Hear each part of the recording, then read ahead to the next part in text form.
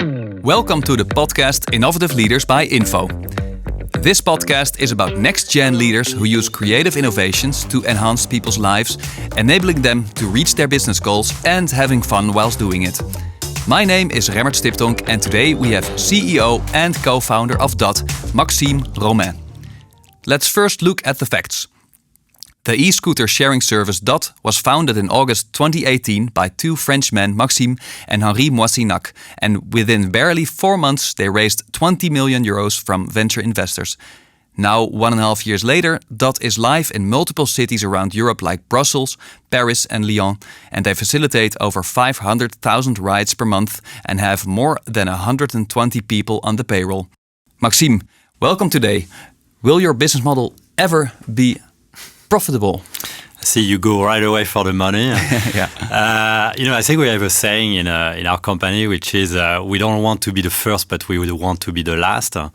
And what we mean by that is that we have a very, I would say, disciplined approach to growth. So we are very careful at the cities we choose. And our aim is really to make them profitable as soon as possible. So today, I would say just a bit less than 1 year after having started operating in European cities, we are already profitable in most cities. So out of 5 cities where we operate, we are profitable in 4 cities, meaning that we pay for all the operational expenses in these cities. We pay for the CapEx, so for the vehicles that we have deployed in these cities. But overall, our company is not yet profitable. This will come as we get more and more profitable, hopefully, in these cities. So then I guess that your scaling strategy is to have profitable cities, and with more and more profitable cities, you'll become profitable as a company.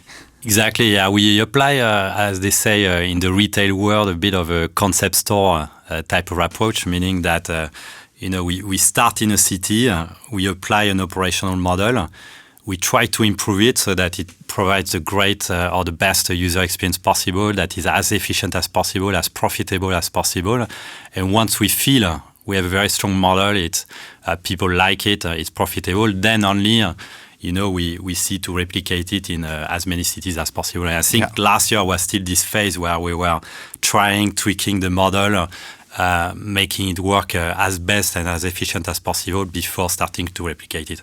The great news is that at this point, most of our cities are already profitable. So we are starting a new wave this year where we will replicate this model in more cities, probably about 10, while continuing to make it more profitable. And when are you profitable as a company? With how many cities do you need to have? Well, it's a big question. I don't know yet, but we think that that's our goal. At least by this summer, we think that the company will be profitable in the sense that we will be able. The revenues will compensate for all our operational expenses, all our overhead costs for the development of our hardware and software, as well as paying for the vehicles that we purchase. That's our goal. I think that's pretty quick, isn't it? Yeah, I mean, that will be probably about 1 year and a half. There's been a lot of improvement in hardware that reduced the operational costs, increased the lifetime of the hardware.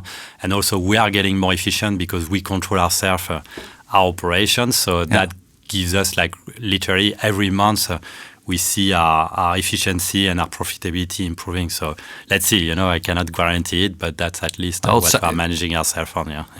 First of all, so 1.5 years ago you started the company. Yeah. So why did you actually start Dott? So I think Henry and I, we had been both in living in many big cities. Personally, I'd been living in China, in Guangzhou, in Bangkok, in Singapore, in London, in Berlin, in Paris, obviously also, and in each city, very clearly, transportation was a major issue. It was like people were complaining, too many cars, too many traffic jams, public transportation, too many people, overcrowded, and basically people, including myself, were not very happy about it. So about 2 years ago, when we got both Henry and me contacted by Ofo, which is a Chinese bike sharing company, to launch the bike sharing business in Europe.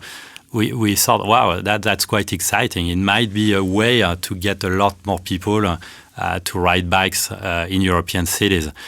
The problem is obviously we discovered very quickly that the business itself, as the Chinese were operating it, and the same way as the American do, was not sustainable.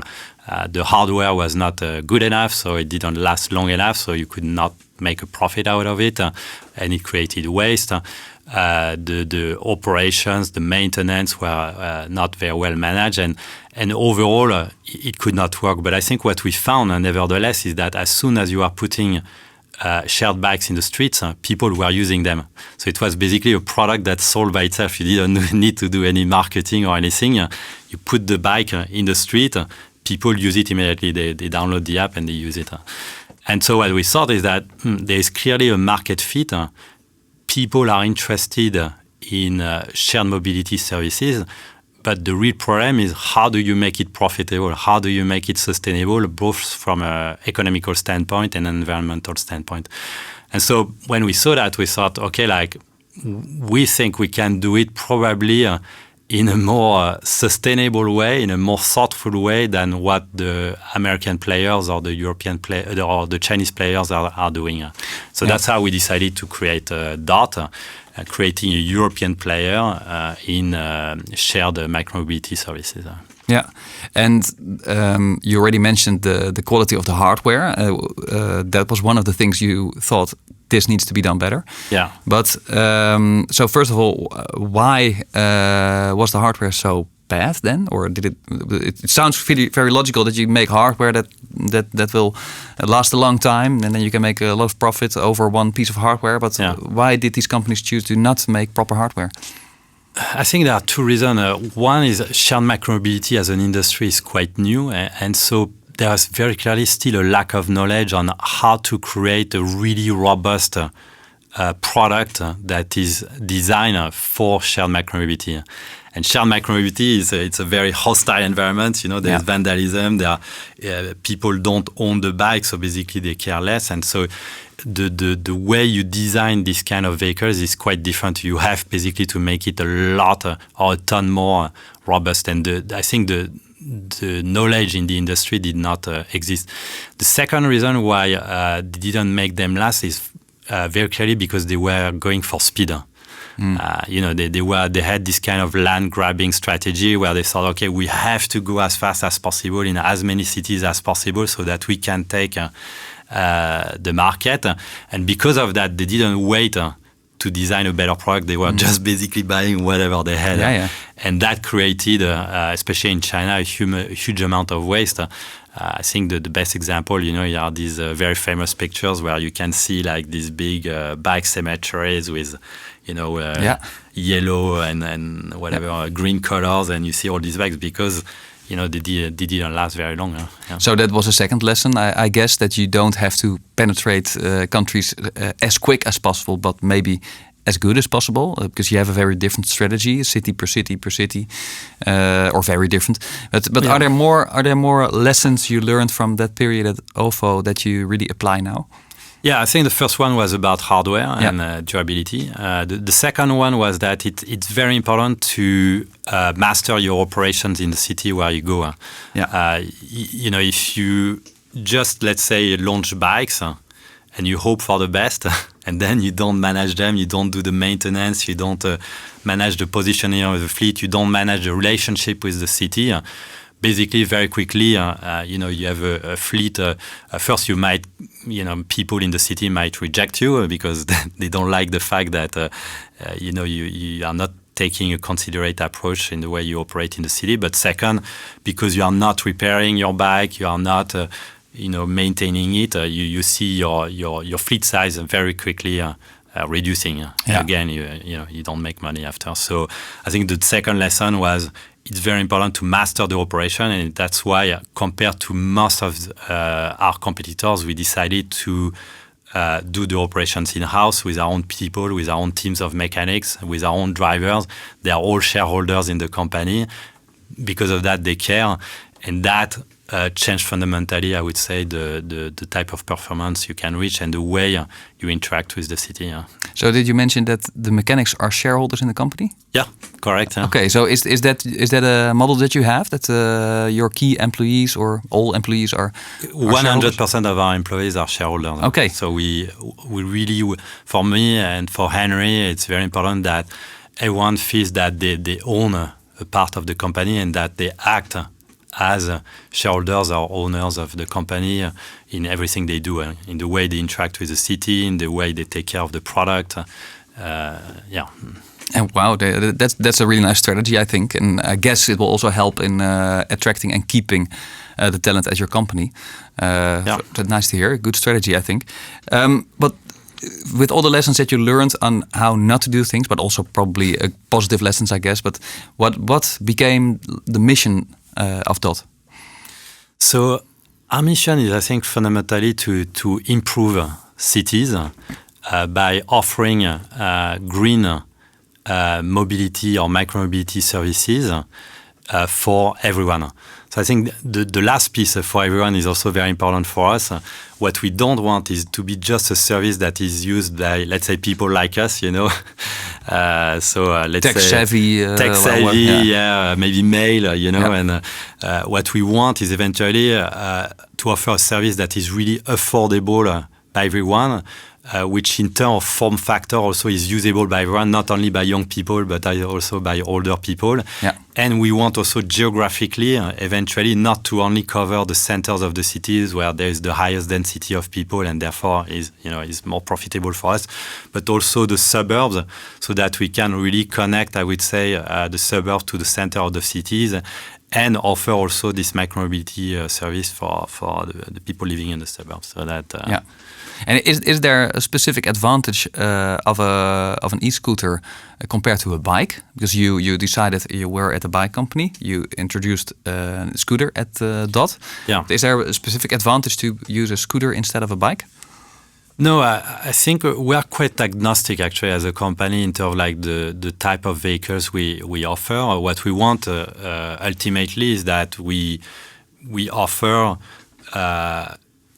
shared micromobility services, whatever the type of vehicle. So what does it mean? It means that in the end, we are going probably to offer different types of vehicles. So electrical bikes, electrical scooters, mechanical bikes, and maybe, I don't know, cargo e-bikes or whatever makes sense for people. So it was fairly relatively cheap. Compared to an electrical bike, it's probably half or a third of the price of an electrical bike. And obviously it didn't take much space and it was effortless for people. So all of this combined in a very interesting form factor that for people that don't necessarily want, for instance, when they go to work to sweat or if they are heels or, basically it's something very easy to use, fun. It's quick, at least as quick as a bike, and it gets you, it's easy to park and it gets you from A to B. So for all these reasons, we say, okay, people really like it. Yeah. Let's do it, let's offer it to them. Let's just make sure that the product we offer is really robust and lasts. And how did you make sure that your product was really good? Because I understood that you already iterated from the first version of the product to the next, to even the third. Yeah. So how do you approach that to make really good hardware? Because of course, safety is a very important part. Yeah. I guess your worst nightmare is that there will be some big accident with your scooters. So how do you manage that? Yeah, so I think we tend to look at a few aspects when we develop and choose our hardware. So I think one is durability. It has to last, so it has to be very robust in terms of design. How long do you want to last? How long do you scooter? As long as possible, but for us, at a minimum, it should be 3 years. Okay. Today, but hopefully longer in the future. Durability is the first criteria. Second is obviously it has to be safe. And third is the user experience itself. So it has to be comfortable to use, fun, easy. And fourth, it has to be cheap to operate. So for instance, like, you need to do the recharging operation. So you have to find ways to make it as economical as possible and easy to repair. Yeah. So that's the four criteria we use. And this is why when we launch our first product, actually we didn't launch as quick as some of our competitors. And the reason we did not do that, because we wanted to start with a better product. And so a lot of our competitors started with the Segway or Ninebot or Xiaomi products. The problem was that these e-scooters were made for the private market. And so basically after 1 month, 2 months, 3 months, they were all getting broken. They were often also not very safe for users to use. And we thought that doesn't make sense. You should not rush the launch of a market when you know it's not going to be safe for the users, and plus it's going to be a huge waste of money. Yeah, so your competitors use scooters that I can also just buy in a store? More or less, there were a few adaptations, but pretty much it was the same. And so we waited, I think it's 3-6 months. And instead, when we started, we had immediately a product, an e-scooter that was made for the sharing market. So for instance, to give you a few examples, this is 1 year ago, so it has already changed a lot. But at that time, it was revolutionary. We are the first one to have mechanical brakes. We had a very large deck, so it was very stable. We had bigger wheels. And so that created a product that was much more safe and much more durable also for the business. So at that time, like, people loved it because it was the first product that felt comfortable and safe for users. Since then, obviously, the industry has evolved a lot, and so we keep also designing and improving our products all the time. A while ago, I was in Lisbon, and there were scooters all over the place. Of course, in the Netherlands, we don't have them yet. But I also felt, when I drove one, I felt sort of vulnerable. Yeah. If you understand what I mean. Yeah. You're also vulnerable on a bike, and we do it a lot. But in some way, I felt more vulnerable on a scooter. And I don't know why, actually. Maybe because it was also Lisbon and not the Netherlands, which is a bit different. You don't have bike lanes that much there. But how do you see that? Your part in traffic safety? Yeah, so I think for safety, there is a double responsibility. On one side, there is a responsibility coming from the operators, and on the other side, you have the responsibility of the city. Yeah. So the responsibility of an operator like Dott is to design and produce e-scooters that are as safe as possible, and make sure to maintain them so that they remain safe. Another responsibility is probably also to educate users on how to ride them in a safe way. On the city side, they have also a major responsibility, which is to provide infrastructures for bicycles or for e-scooters that protect them, I would say, from cars, right? Which is the main threat when you're on the road. And so, which means that, to provide especially like cycling lanes that are as much as possible isolated from the car traffic. I think it's really the combination of both. The operator itself cannot solve safety by itself, and the city also cannot do it by itself. But then I have two questions. The first is, what should the Netherlands do in terms of policy? But my other question is actually, you are in all sorts of other cities, like a couple of cities in France and also in Italy, I think. So what are like lessons learned that you picked up there that you would want to say to the Dutch government, for instance, or that are really important to understand and improve upon? Yeah, I think. Honestly, I think the fundamental learning when it comes to first to e-scooters in reality, at the beginning, it might seem a little bit less safe because people discover the e-scooter. So it's the first time they use it, and obviously it's a discovery. So they don't necessarily ride it, I would say, in the safest way possible. But what the studies have shown in the cities is that actually the biggest risk is really around the first or the second ride. And after, when people get used to, it's pretty much comparable to bikes in terms of like safety risk, right? So I think the lesson is that the e-scooter is not necessarily fundamentally a different beast from, let's say, the electrical bike or the mechanical bike. It doesn't take much space. Today, in most countries, they are limited to 20 or 25 kilometers per hour. They've now, because they improved all mechanical brakes, usually 2 or 3 brakes, and they became also a lot more stable in the way they ride. They have bigger wheels. So far, you have some minimal product requirements to make sure that these e-scooters are safe to ride, which the Dutch have already done. They voted the law in June.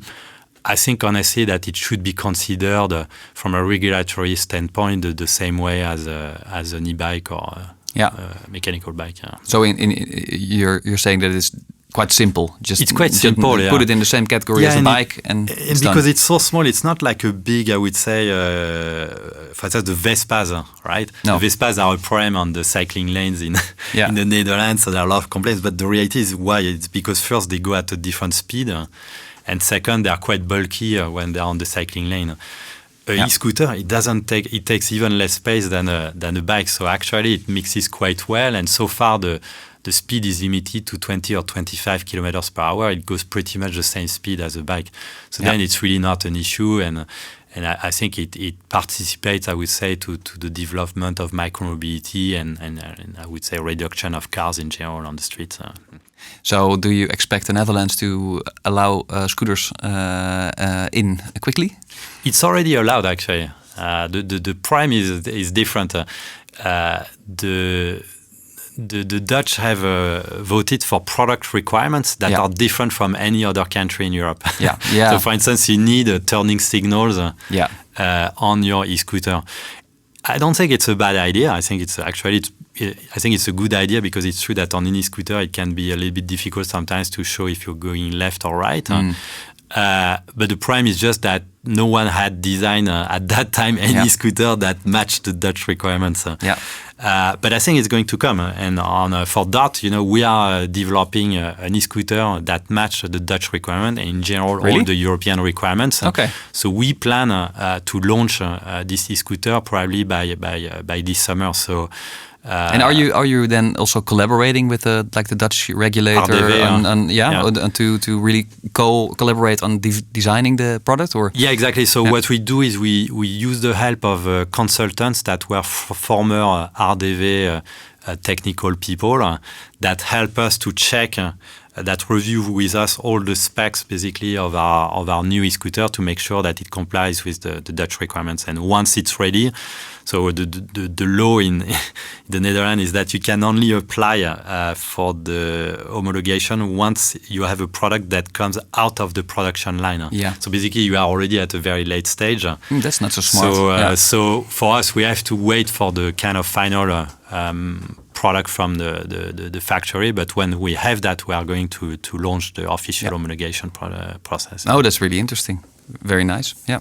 It's a bit back to the cities, because I'm curious. Your rollout strategy is to go city by city. But it's also very important to add more cities to become profitable. So how do you decide which city you want to be in? How do you select them? Yeah, we take a very disciplined approach. So we basically, we have the list of basically all the key European cities. For us, we are mainly interested in big cities, not too much in small cities, because that's where we feel there is the biggest first business opportunity in terms of size, and also that's where you make, in my opinion, real change, because that's where the biggest transportation primes are. And so we look at every city and we have a list of criteria. So for instance, the size of the city, density of people, the bigger the density, basically the higher the usage probably of your e-scooters. We look also at infrastructures. We look at the political landscape, the regulatory landscape. We look obviously also at the competition. And from there, we basically take a decision on how to prioritize the cities where we want to go. And once we have decided, okay, this city is very interesting, then we approach the city, we talk to the municipality, we say, okay, we'd be quite keen to offer a micromobility service. Are you also interested? And if yes, what are your requests or your requirements for us to operate? So that's how we do it. So is it then difficult to find new cities, or is it really easy? It's not very difficult. For e-scooters and shared micromobility, I think in general, most, if not all, of the European cities are convinced now that they want to reduce pollution, they want less cars, and because of that, they want to promote green mobility and micromobility in general. So there is an appetite from the cities for this kind of services. The question for them is more, okay, like, are you not going to create a mess in the city by having, let's say, scooters parked a little bit everywhere and in wrong locations? Is it safe?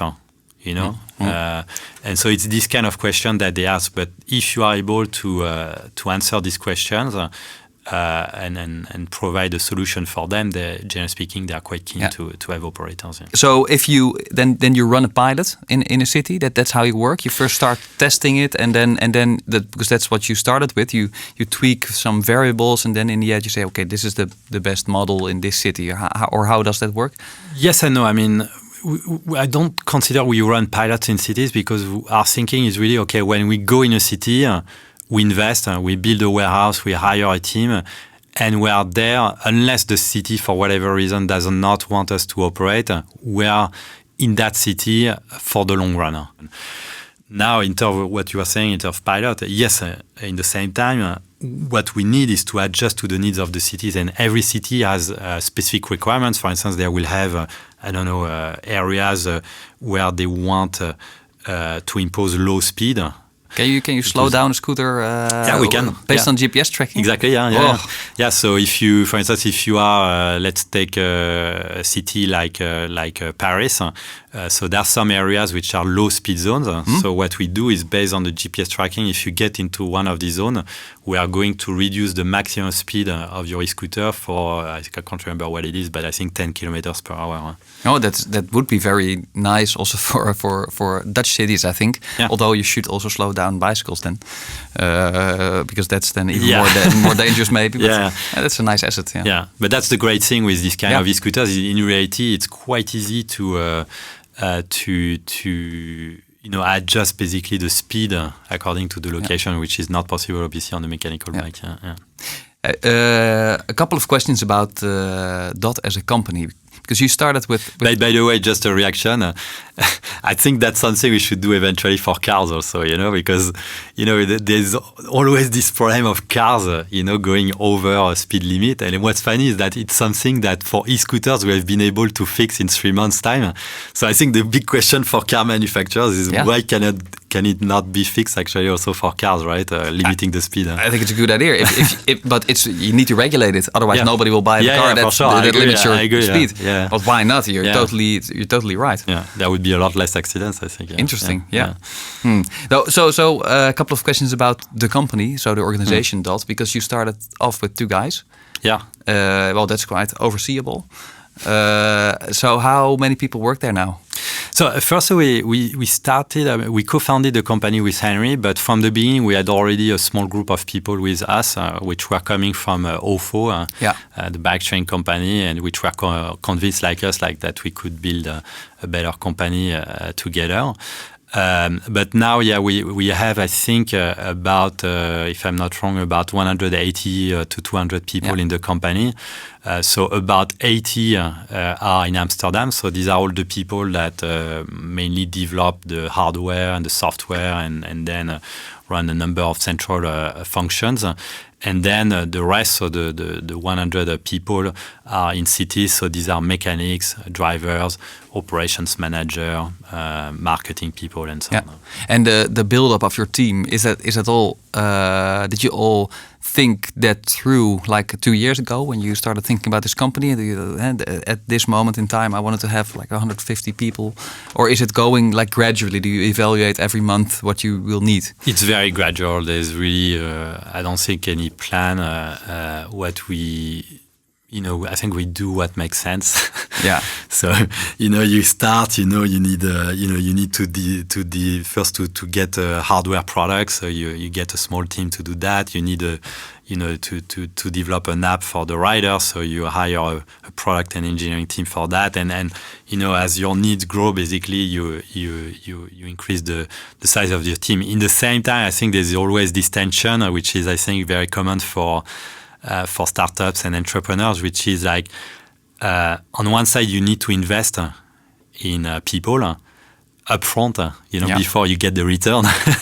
And at the same time, you have to be extremely careful at cash. So you don't want to recruit too quickly. So you have to find this kind of balance where you invest in people upfront, knowing that it costs you money and you don't get the return right away, and you hope for the best for the future. But in the same time, you have to be careful at your cash and limit your people's growth. So we try to find the right balance. And you have serious investors behind the company. You got them really quickly also.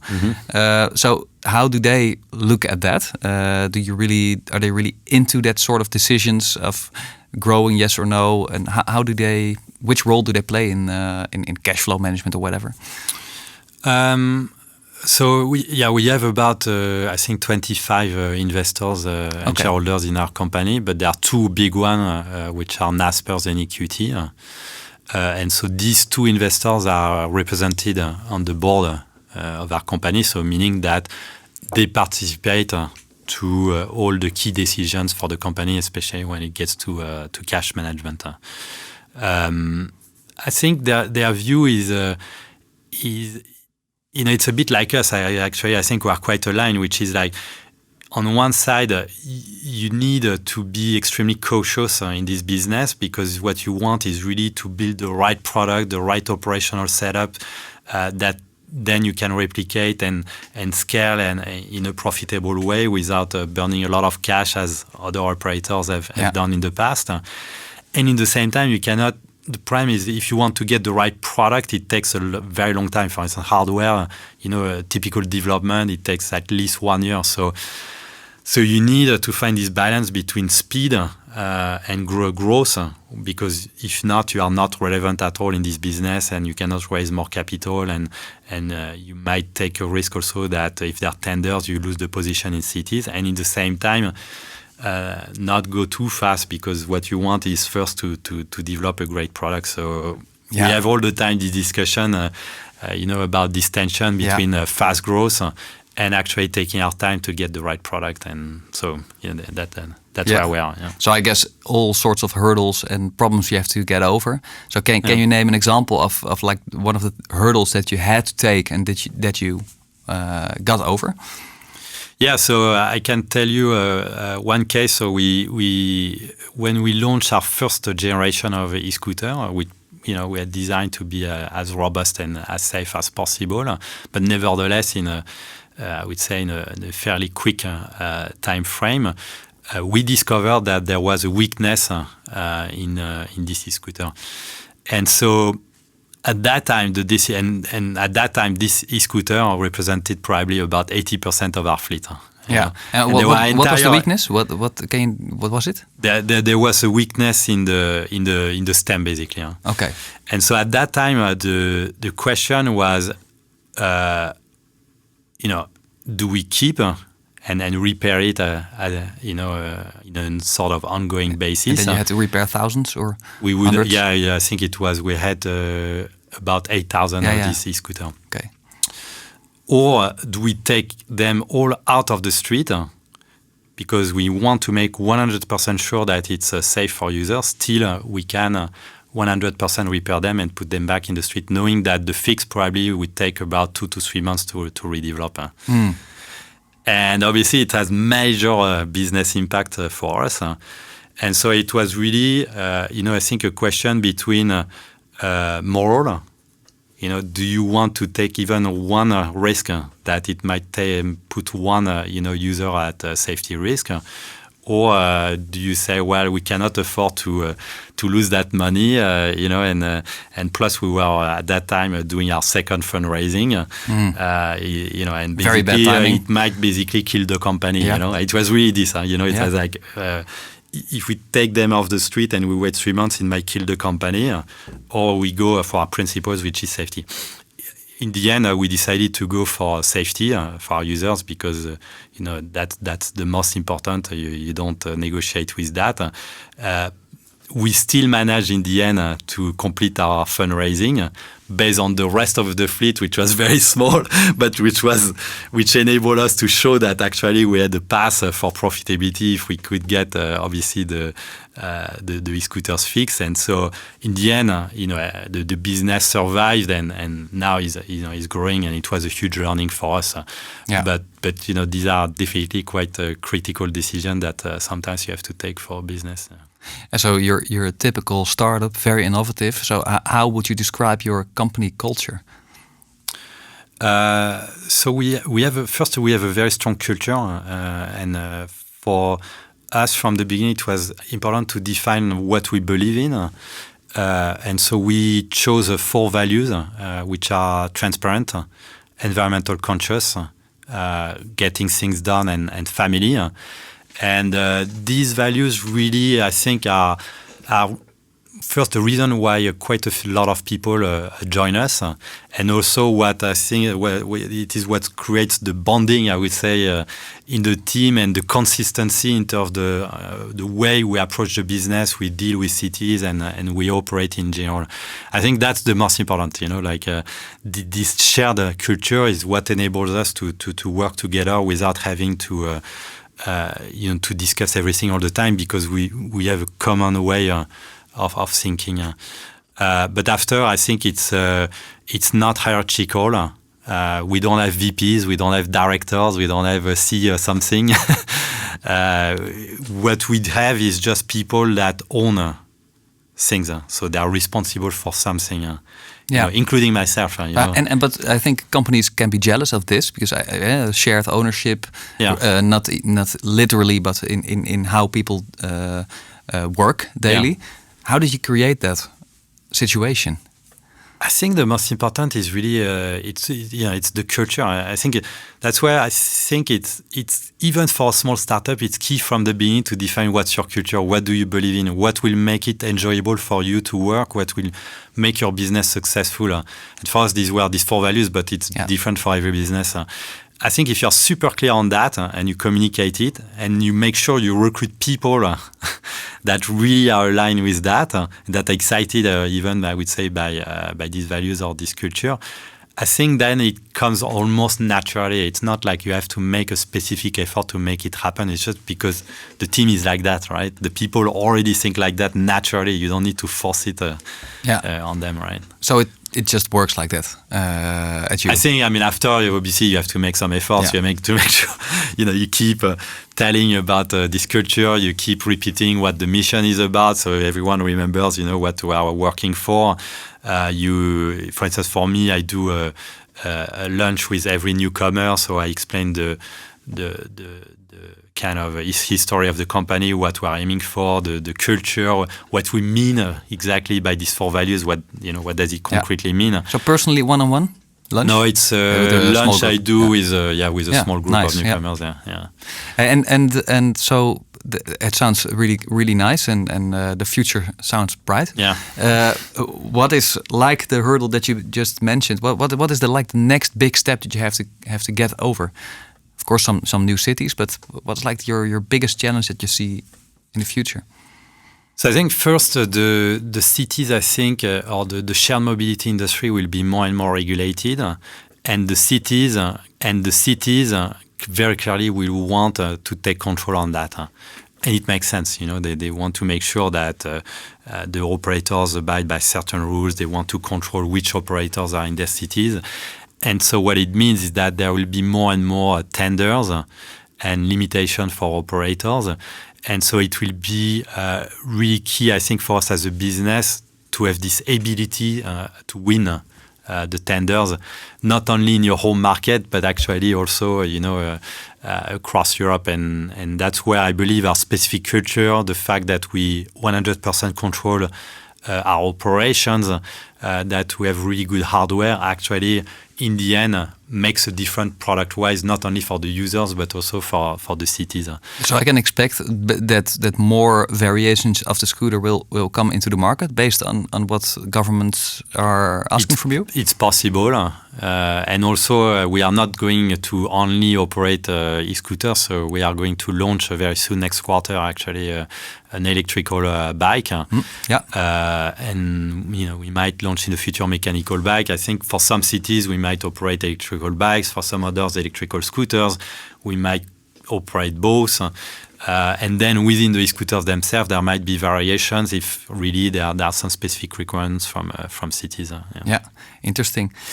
Of all the lessons that you've learned, also in more corporate environments and also your company, what is it, one or two tips, tricks, lessons that you would like to share with people who are in the same sort of position as you are? Yeah, I think the first, I would say, advice I would have for entrepreneurs is first take care of yourself. It's very easy that, when you start a company, you have tons of things to do, everything, you have to make transfers, you have to create the company, you have to hire people. I mean, the list of things you have to do is huge and it's never enough. It's never enough. Plus, you have pressure coming from all directions, like investors, your new customers. Probably your product is not great yet, and so there's a huge amount of work and stress. And therefore, you have to take care of yourself first. And what it means is, I think you have to take care of your fitness. So you have to make, I think personally, some sport. It can be anything you like. You have to take care also of your health. Sometimes you might have health issues, but you just because you don't have time, you don't take care of them. And I think to create from the beginning a strong culture in the company. Yeah. It seems corporate. It can seem corporate for some startup people. But honestly, I think this is what enables you from the beginning to build a very strong team and a very high level of consistency in the way people are operating, interacting. So this I would highly recommend also. Yeah. Good recommendations. And where are you in 5 years? In 5 years, so I think I don't think we will be probably in 200 cities. I think what we prefer is to do really good work in the cities where we are. So maybe we'll be in 50 big cities in Europe. And what we'll offer is really, I would say, a fully integrated mobility service, meaning that we are going to offer electrical bikes, electrical scooters, maybe cargo e-bike for whatever micromobility use, but also will be integrated most probably with public transportation company and other types of mobility services. And what we hope is that as a user, you will have a Dott City Pass, and with our Dott City Pass, you will be able to use in a seamless way all our small vehicles, but also use hopefully public transportation or other types of mobility services that we don't own. Very nice. I think the Netherlands is really working towards that with with the OV, and that's interesting. Probably, I hope it will become reality. Yeah. My last question: who is, in your eyes, really an innovative leader? So I think personally, someone I really like is, obviously he's very famous, but is Bill Gates. And I think the reason is because aside, what he has created with Microsoft, where, basically he has, I think, brought a revolution to operating system and software. I think if you look at the second part of his career, it's amazing. I think the kind of human or global human problems he's taking on and really working hard to find solutions. Obviously, he has money, but it's not only this. He's really looking for specific solutions and innovative solutions. So obviously, there was this documentary recently on Netflix, but you take sanitation, what he has done, because there was no real good solution, and really working for years basically to find the right solution for for countries and cities that don't have infrastructures or not enough money, I think is amazing. The same for polio, the same for global warming with energy. So, really looking, like we don't have great solutions to move to zero carbon energy, which is fundamental to solve the global warming problem. Why should we not look also at nuclear? Nuclear obviously has many issues, but there might be different ways of producing nuclear energy that are safe for people and highly efficient. It might or it might not work, but at least let's have a look at it, And I think he's doing a lot of the things that personally I would love the States also to be doing, or other companies, but he's doing it, and I really love that from him. Yeah, that's a good name. And for people who know not a lot about this, indeed look at the Netflix documentary about Bill Gates, because he does a lot with his money and brains that he could also spend on other things. Yeah. Thanks a lot, Maxim, for this for your time and for the insights. I wish you all the luck with Dott and your endeavors. Thank you very much for having me. Thanks. Thank you. This is the end of this podcast. Are you interested in more mobility stories? Listen to the episode with Greenwheels and Flitsmeister. And of course, you can find all the other episodes on info.nl/podcast.